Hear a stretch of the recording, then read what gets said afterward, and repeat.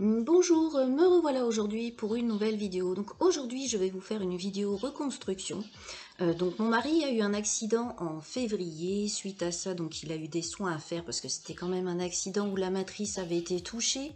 Donc on a dû faire les soins pendant un certain nombre de jours. Une fois que tout risque d'infection était écarté, j'avais pu commencer à faire un nettoyage pour permettre une belle repousse.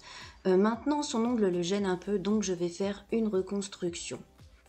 Cela va permettre à son ongle de repousser de façon bien alignée parce que vous le voyez là sur le côté, en fait son ongle pousse mais il est légèrement en l'air, donc ça le gêne et en plus il s'accroche, donc ça va permettre une belle repousse. Donc pour commencer, je vais prendre mon bâtonnet de buis et repousser tout le contour des cuticules avec mon petit bâtonnet. Donc je fais attention à bien le positionner pour ne pas blesser.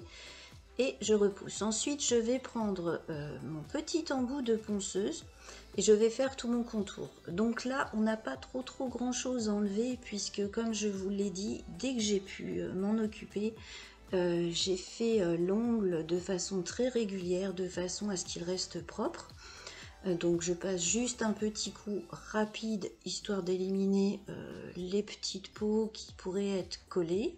Et une fois que c'est fait, je passe ensuite avec un embout qui est un petit peu plus costaud. Donc là, je vais prendre un embout tulipe bleu pour le passer pareil sur tout le contour. Donc vous voyez, je vais aussi sur la droite, je vais bien sur tout le contour. Je le passe rapidement pour enlever donc toutes les petites traces qui pourraient rester en surface de petites peaux.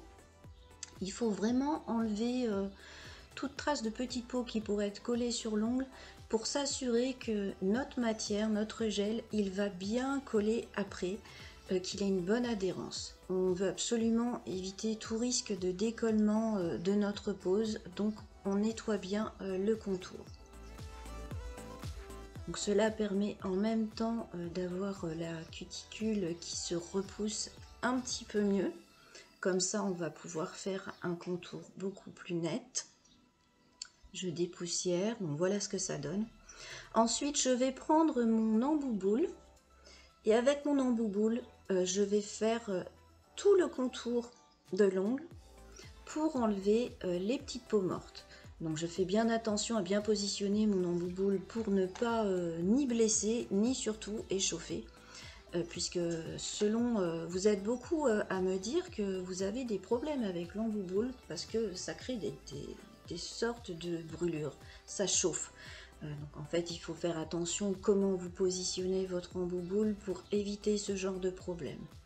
Donc voilà, je le passe correctement. Si besoin, j'hésite pas, vous voyez, à écarter un petit peu, à tirer avec mon doigt pour mieux atteindre la zone que je veux.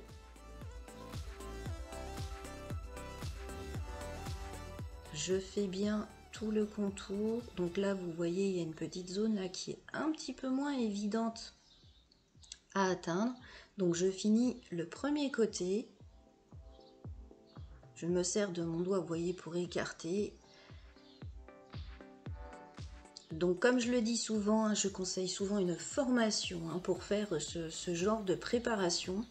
J'en ai déjà parlé dans d'autres vidéos d'ailleurs, je ne sais pas pourquoi, certaines de mes abonnés s'étaient vexées du fait que je disais que je conseillais une formation pour faire ce type de préparation.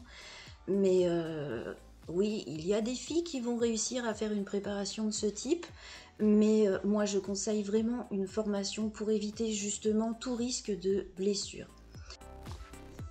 Donc ensuite, j'ai changé le sens de rotation de ma ponceuse pour pouvoir faire le deuxième côté correctement. J'en profite en même temps pour faire tout le contour, pour enlever un petit peu la peau morte.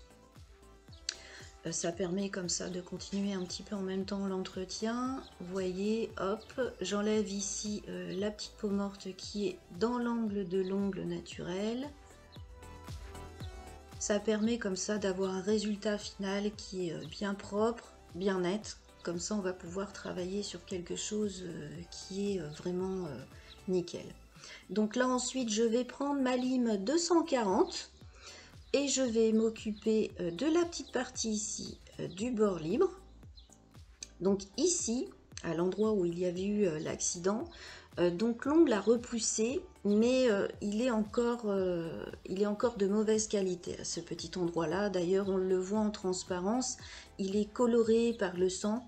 À ce niveau-là, il a encore du mal à vraiment se recoller, à recréer un lit au niveau de l'ongle. Donc, on peut nettoyer avec une ponceuse, mais vous le voyez là, l'ongle, il est encore de mauvaise qualité. On le voit au fur et à mesure, vous allez voir que je ponce. On voit que l'ongle, il n'est pas encore vraiment de bonne qualité. Donc ça, c'était la repousse quand même qui date d'il y a un petit moment. C'est pour ça que j'entretiens l'ongle de façon très régulière, de façon à ce qu'un ongle de bonne qualité puisse repousser. Vous voyez, si on passe en dessous, vous voyez, il n'y a rien. L'ongle n'est pas recollé à ce niveau-là. Donc pour éviter tout problème et permettre une belle reconstruction, et de façon à ce que ça aide aussi à recréer un lit en dessous de notre ongle, en dessous de notre plaque, je vais tout simplement couper avec, donc on peut prendre un coupe-ongle, on peut prendre une pince, voilà, selon ce que vous avez. Bien sûr, utilisez que du matériel qui a été désinfecté et stérilisé. Donc là, vous voyez, j'ai pris une pince, donc c'est d'ailleurs quasiment la seule utilisation que j'ai de ce type d'outil. Généralement, ça me sert soit à enlever des strass, ou soit à couper les ongles, tout simplement. Donc, vous voyez, j'élimine en fait toute la partie là, qui n'arrivait pas à se recoller. Comme ça, je vais faire une reconstruction sur de l'ongle qui est totalement sain. Ça va permettre d'avoir un support qui est parfait en dessous. Ça évitera tout problème. Donc voilà, on enlève bien tout comme il faut. On dépoussière.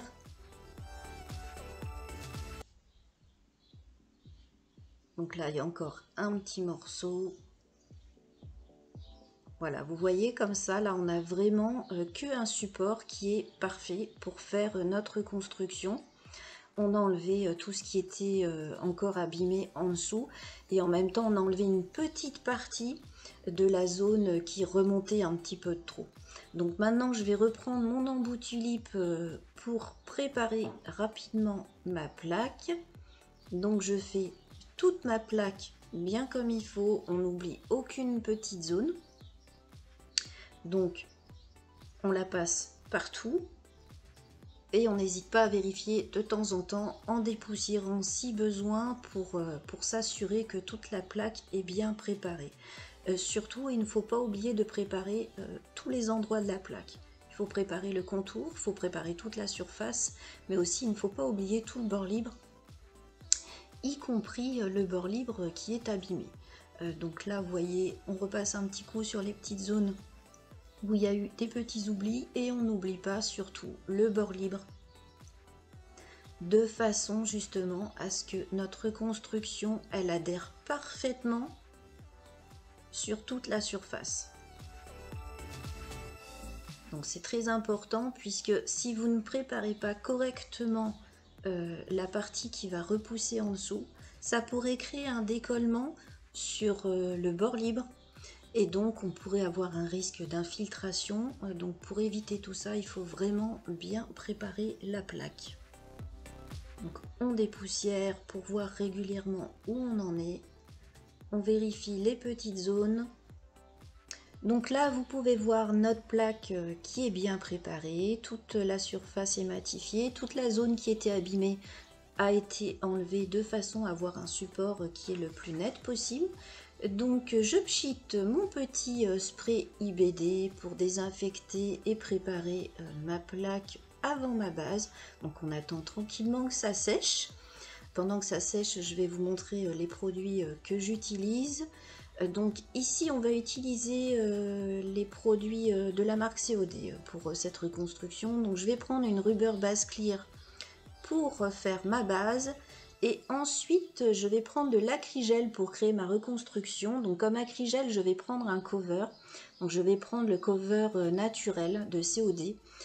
Sinon, il faut savoir qu'ils ont aussi une gamme soft qui est un petit peu plus facile à travailler pour celles qui ont du mal avec la gamme ordinaire. Donc, mon ongle est sec. Je vais donc pouvoir passer à la suite en posant ma base sur toute la surface. Donc, on n'hésite pas à bien la passer. Donc, surtout, n'oubliez pas de zone.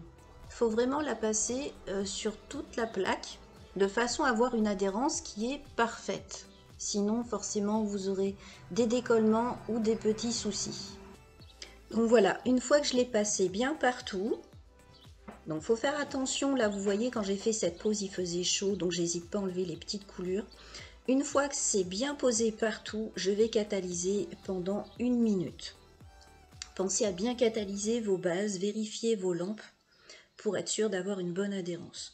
Donc ensuite, voilà l'acrygel que je vais utiliser, la couleur que j'ai choisie de façon à ce que vous puissiez voir ce que je vais faire en vidéo.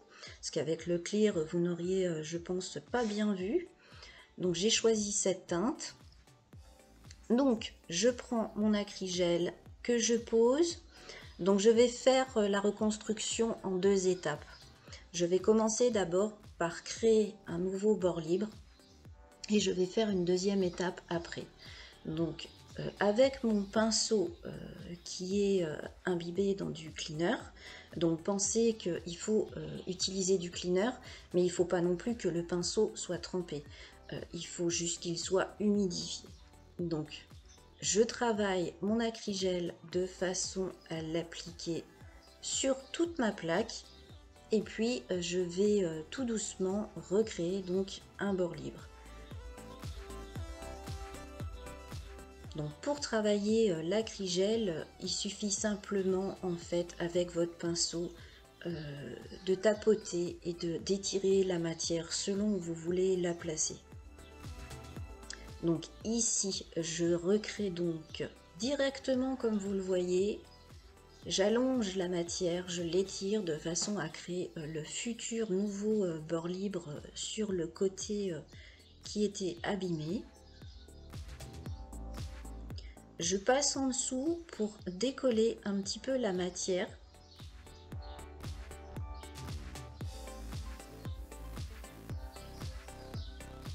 Donc là, avec la chaleur, c'était un tout petit peu plus compliqué parce que la matière, forcément, était un tout petit peu plus fluide que d'ordinaire. Normalement, cet acrygel est très solide. Mais avec forcément des chaleurs qui peuvent être plus importantes, la matière va réagir de façon un petit peu différente. Donc il suffit juste de retravailler autant de fois que nécessaire jusqu'à ce qu'on ait le résultat qu'on veuille obtenir. Donc voilà, on travaille, on tapote et on catalyse pendant 1 minute. Donc une fois catalysé, vous voyez, je vais repasser quelques petites touches d'acrygel pour en fait réaliser la construction, pour avoir la surface de la plaque qui est... Donc on va pas créer un gros apex comme on va le faire pour une construction avec un allongement ordinaire, puisque là mon mari voulait un ongle qui ait une longueur naturelle. Donc pour une longueur courte, on n'a pas besoin de faire un apex et une structure comme pour un allongement habituel. On va juste créer un petit apex de façon à avoir notre solidité, de façon à recouvrir notre ongle qui a été accidenté, mais de façon très douce. Donc je rajoute des petites touches d'acrygel partout où c'est nécessaire et puis je le travaille. Donc en transparence sur ce type d'ongle, on verra toujours les petits défauts. Comme là par exemple vous le voyez sur la droite, la petite tache de sang qui pousse au fur et à mesure de la repousse de l'ongle. Cette petite tache on continuera à la voir puisque on la voit bien en transparence. Mais généralement c'est pas un problème puisque là par exemple mon mari, au contraire, on va pouvoir surveiller au fur et à mesure que tout continue à bien pousser. Et sur la petite zone qui était vraiment abîmée, c'est pareil, on va voir un petit peu en transparence, mais c'est tout à fait logique puisque l'ongle en fait poussait à ce niveau-là. Au moment où il a commencé à repousser après l'accident, il a repoussé légèrement en l'air. Donc ensuite, je catalyse de nouveau 1 minute une fois que le résultat me convient. Donc voilà ce que ça donne. Une fois qu'on a fini de poser notre acrygel, on dégraisse pour pouvoir passer à notre mise en forme. Donc là, pour la mise en forme, on va utiliser une lime, mais avant, on pense à passer une petite spatule en dessous, de façon, vous voyez, à décoller la petite partie reconstruite. On pense à la décoller pour ne pas qu'il y ait de gêne. Donc avec ma lime 180, je fais ma mise en forme, donc je m'occupe de mon bord libre. On fait bien la forme de notre ongle. Et bien sûr, on passe notre lime sur toute notre surface de façon à avoir un ongle qui est le plus joli possible.